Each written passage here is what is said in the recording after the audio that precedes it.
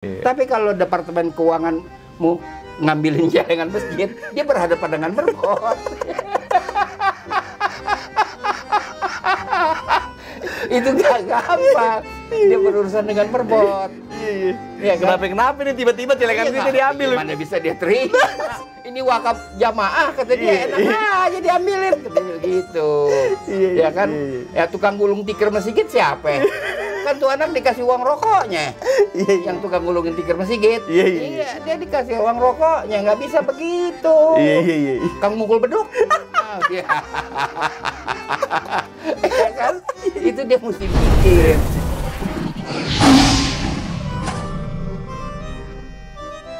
Ya, assalamualaikum warahmatullahi wabarakatuh teman-teman semua. Balik lagi bersama gue Vasco Rusemi di Macan Jalis. Nah, hari ini gue bareng Babe.id. Gue mau diskusi sama Babe nih. Ada hal yang menarik sebenarnya perlu kita kaji. Gini Be, ini dampak ekonomi udah mulai berasa nih Be. Di kemarin saya sempat muter-muter ke ke beberapa profesi-profesi kayak tukang cukur, tukang warteg, macam-macam Be, tambal ban. Ngerasain banget dampak ekonomi sampai omsetnya turun 80% Be. 80%. Nah, yang menarik lagi gini Be, yang itu sektor informal kan Be ya. Yang sektor formal pun sekarang banyak banget yang udah mulai kekunci nih Be. Bahkan sampai Pemda-Pemda Be. Di Pemda-Pemda gaji-gaji PNS-nya udah mulai penghasilannya Be, udah mulai dipotong katanya sampai 80% Be. Babe, tanggapan Babe gimana Be? Enggak, pemerintah bukan nggak berusaha ya. Kita jangan kecilin ya. Pemerintah berusaha. Iya. Menteri Mulyani mengatakan ekonomi Indonesia akan dibangkitkan dengan dana wakaf. Itu ada dia ucapkan. Kita jangan kecilin. Ibu Mulyani ini sekolahannya tinggi, kata orang Betawi kan. Dia makan sekolahan tinggi. Tentu dia berpikir secara mendalam. Cuman kalau yang dimaksud dana wakaf itu adalah yang ada di Bank Muamalat. Bank Muamalat itu nggak ada yang BUMN. Iya.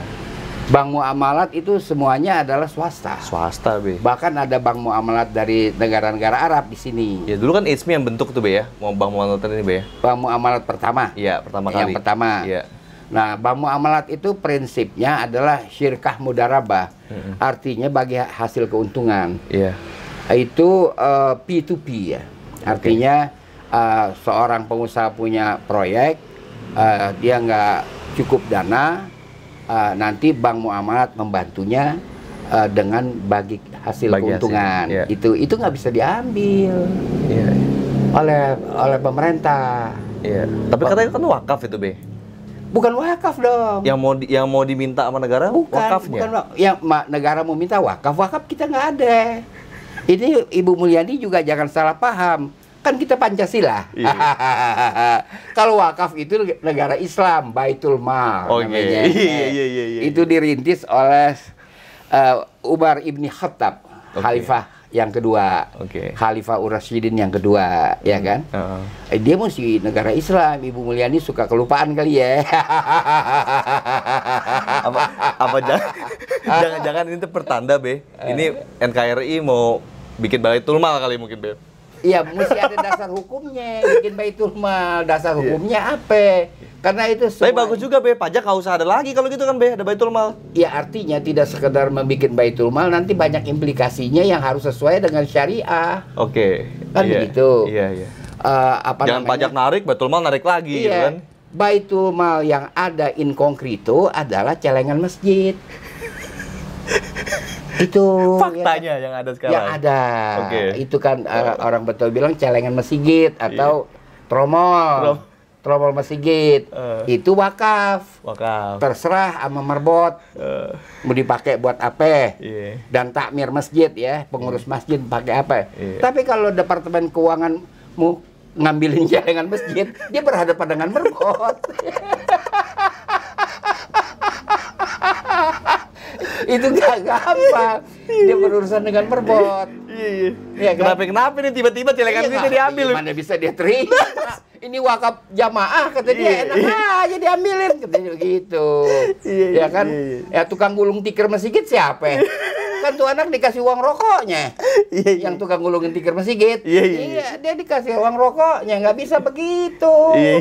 Kang mukul beduk. Ya. Ya kan? Itu dia mesti mikir. Iya. Jadi herannya saya, siapa yang kasih masukan kepada ibu kita ini yang pernah kalau nggak salah World Bank ya, pernah duduk di World Bank. Menteri terbaik. Menteri terbaik. Kalau kata Pak Rizal Ramli, menteri terbalik.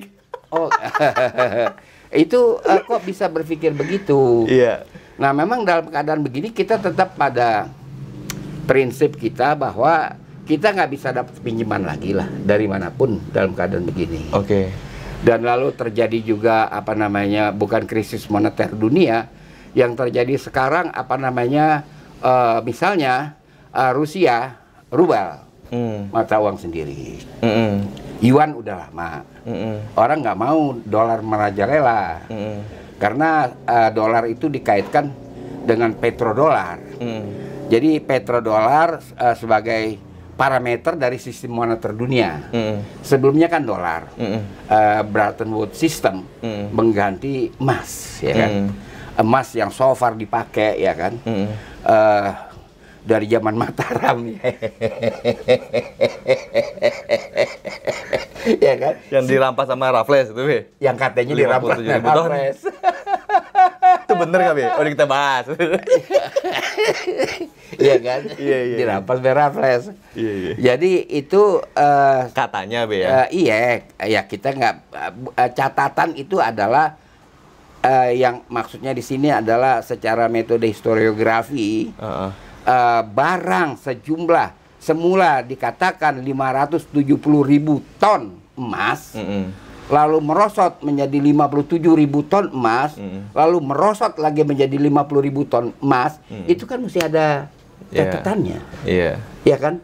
Bukan orang ngerampok itu mesti bikin catatan, bukan. Mesti ada catatannya di pihak bendaharawan keraton sendiri. Oke, iya, kan iya, gitu iya, kan, iya, oke. ditunjukkan bahwa dia ada properti sebanyak itu. Nota keuangannya mereka lah, Be, ya? Iya kan, nggak bisa duga-duga atau kira-kira. Nah, jadi emas juga sekarang udah lama sejak Bretton Woods itu tidak lagi menjadi parameter atau jangkar dari sistem moneter. Nah, itu pun lagi bergejolak. Sehingga ada kenaikan harga emas, ya kan? Push, Be, sejuta Berapa lebih, Be, sekarang? segram, Be. Nah, 1.050.000, sejuta 100, Be. Itu menyebabkan orang-orang kelas bawah nggak bisa kawin. Kan cincin kawin 5 gram. Kalau cincin kawin cuma segram kan jadi tali. Nggak kelihatan, gampang putus. Ya kan? Itu di bawah, tapi langsung kepada sistem moneter nggak ngaruh karena dia nggak dipakai. Ya kan? Jadi orang memang jadi pikir karena berpikir karena sirkulasi dolar kan nggak ada yang kontrol. Ya kan, lalu masing-masing jalan sendiri. Nah, itu juga melahirkan perjanjian-perjanjian bilateral saja, tidak bisa universe berlaku. Jadi bilateral currency berarti, Be, ya? Iya, misalnya kita beli barang Rusia, ya itu baru bisa, ya kan? Pakai rubel, atau Rusia jual barang, kita juga mesti cari rubel, kan kira-kira begitu. Nah, inilah lagi sedang gaduh sistem moneter dunia. Tentu ada implikasinya bagi rupiah yang tergoncang-goncang terus, karena rupiah itu bergantung benar dengan petrodolar, karena itu yang digunakan, bukan dolar lagi sekarang kan. Petrodolar sebagai parameter sistem moneter dunia. Sedangkan petro nyungsep harganya, itu lebih susah lagi gimana ngitungnya. Ya kan, harganya anjlok terus. Nah, dalam keadaan goncangan begini kita harus berpikir pertama adalah penghematan. Penghematan itu harus dikeluarkan pertama, bukan memberhentikan atau memutasikan PNS. Bukan itu bener tuh, 1,6 juta loh katanya, Be. Iya, semula yang saya dengar ya kan, karena saya baca beritanya itu ada di berita, Be. Diberhentiin. Sekarang kan jadi awalnya kan berita diberhentiin, sekarang katanya dimutasi. Iya, dimutasi ke desa-desa. Dan itu kan nggak sederhana, kepangkatannya mesti dihitung dong. Kan pangkatnya mesti lebih tinggi dari kepala desa atau lurah. Mesti lebih rendah. Satu, kedua perumahannya gimana? Fasilitas mereka ya, Be. Dia mau tinggal di mana? Anaknya sekolah kan gak gampang, kan mesti dipindahin. 1,6 juta, Be. Itu nggak sederhana itu. Gagalnya mereka memindahkan ibu kota kan lantaran ini. Mindahin manusianya juga. Iya. Iya, iya. Yang dibilang ini pusat pemerintahan, memang pusat pemerintahan kagak pakai OB, office boy, kan pakai office boy. Masa menteri pada nyeduh kupi sendiri? Iya kan? Menko nggak mau dong, masa nyeduh kupi dia suruh menteri, menteri sekalian ya kalau lu nyeduh kupi bikin gue gulanya dikit aja, kan kasihan tuh menteri disuruh Menko. Itu kan berat. Jadi ini gaduh, ini persoalan sekarang. Gaduh. Karena kita menjadi seperti kehilangan percaya diri, pengendali kekuasaan ini kehilangan percaya diri dengan goncangan-goncangan ini. Iya, iya. Dia kehilangan percaya diri. Harusnya tetap konsisten saja. Jadi kita ulangi lagi saja. 18 lembaga non kementerian atau badan non kementerian yang dibubarkan, mesti tambah lagi dong 70. Kan sekarang masih ada berapa? Masih ada 52. Ya kan? Dikurangi lagi, kurangi terus. Kalau gaji-gaji DPR. Ya kan? Jangan yang dihajar PNS. Ya kan?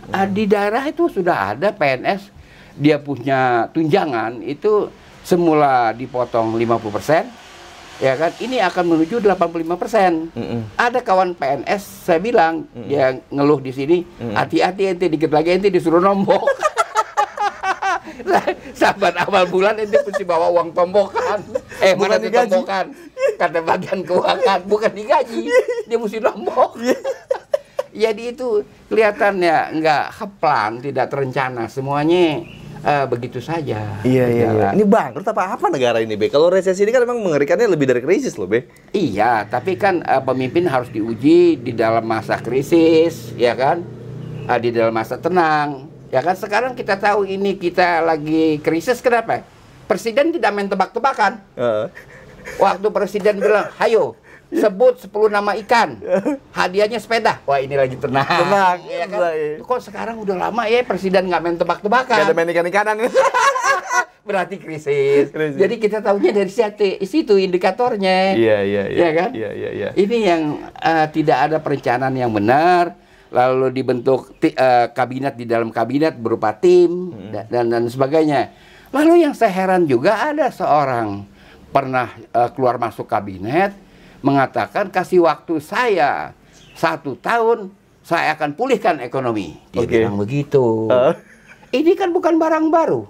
Waktu zaman Bung Karno tahun 66 harga-harga menggila, ada orang namanya Hasibuan. Dia temuin Bung Karno. Kasih saya waktu 3 bulan, harga langsung turun. Begitu kata dia. Turun nggak? Kagak diladenin. Dia minta diangkat menteri urusan penurunan harga. Kan si hamba Allah yang ngusul tadi, dia bisa pulihkan ekonomi dalam 1 tahun. Kan kurang lebihnya dia kepengen jadi menteri pemulihan ekonomi, kan begitu. Ya kan? Biar kurang lebih begitu. Ini Hasibuan aja yang 3 bulan. Lebih cepat Hasibuan, 3 bulan di setahun. Kalau dia minta waktu setahun memulihkan ekonomi, rakyat Indonesia keburu busung lapar. Kita lihat pengamat asing datang. Wah, orang Indonesia gemuk-gemuknya. Nggak taunya perutnya gendut, lantaran busung lapar. Ya kan, angin melulu perutnya. Ya kan, lantaran busung lapar. Jadi nggak bisa begitu. Jadi waktu zaman Hasibuan itu mengilhami Bimbo mengarang lagu Abu Nawas. Ada cerita lama tersebut kisah Abu Nawas namanya menghadap raja. Ya gitu. Maksudnya raja itu presiden, Abu Nawas itu Hasibuan gitu. Itu oleh kami dinyanyiin. Itu periode 66 tuh, Be. 66. Itu pernah. Jadi bukan barang baru waktu ada satu hamba Allah ngomong begitu. Dia bisa turunkan tempo 1 tahun. Itu bukan barang baru yang diomongin, dia cuma copy paste dari Hasibuan. Yang 3 bulan dia malah. Ya? Hasibuan 3 bulan. Atau kalau mau 2 bulan kali. Kalau maunya kalau dia mau nyanyiin Hasibuan supaya nanti dia dikarangin lagu gitu kan. Dia 2 bulan. Iya. Tapi gini, Be. Jadi menurut Babe solusinya kira-kira apa nih, Be? Ini kan kondisi ekonomi bener-bener dampaknya luar biasa nih, Be. Sekarang mungkin, Be, ya, untuk teman-teman di wilayah perkotaan udah mulai merasakan kan, Be. Ini bisa merambat ke desa loh, Be, kalau sampai resesi gini, Be. Ya tadi pertama saya udah katakan dia harus berani memotong lembaga-lembaga yang nggak ada gunanya. Gaji-gaji itu tinjau semua. Yang gede kan jabatan-jabatan politik. Iya. Jabatan pembesar menjabat itu karena pilpres, pilkada dan sebagainya itu tinggi-tinggi gajinya karena mereka menentukan sendiri gajinya. Oke. Nah itu yang dipotong, jangan PNS. Kesian, Be. Kesian PNS. Nah sekarang ini keluhan itu sudah merambat ke atas, bukan di level bawah saja. Orang yang rumahnya 3 minjem duit bakal beli beras, itu fakta. Iya. Minjem duit bakal beli beras, mau dia jual rumahnya gagal laku. Iya, nggak ada yang bisa beli. Dia beli, dia minjem bakal beli beras, dia kagak makan. Iya. Nyata, Be, itu. Be. Nyata, dia bekas direktur lah, yang penting lah gitu. Iya. Sebangsa BUMN gitu. Iya, apalagi bekas komisaris BUMN nih. Pantes saja dia pada jadi pendemo.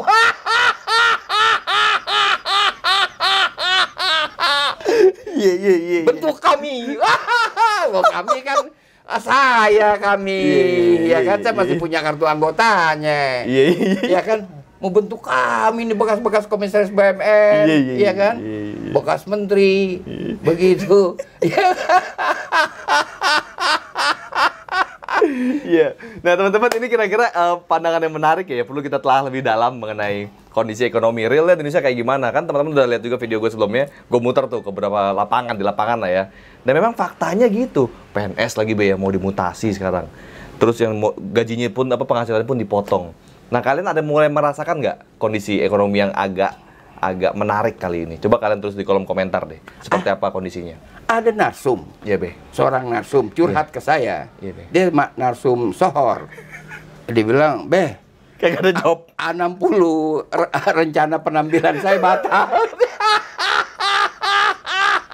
Juga nggak diganti Zoom webinar. Nggak ada. Kalau diganti Zoom webinar masih mending kan cut off. Jadi nggak ada jatah narsum, udah nggak ada sekarang kurang nih, Be. Bukan cuma penyanyi ya, Be. Iya, saya juga simpati ya dengan pemusik kafe ya. Iya. Yang jobnya sementara nggak ada. Wah, ada, Be. Artis-artis juga nggak ada, Be, sekarang, Be. Iya. Narsum juga musik. Narsum berat. Coba kalian tulis di kolom komentar, profesi kalian apa? Apakah kalian sudah merasakan dampak dari sisi ekonomi sekarang ini? Tulis di kolom komentar. Jangan lupa bagikan video ini ke seluruh sosial media kalian. Pastikan lo udah subscribe, klik tombol loncengnya biar lo terus update di Macan Idealis. Assalamualaikum warahmatullahi wabarakatuh. Salam.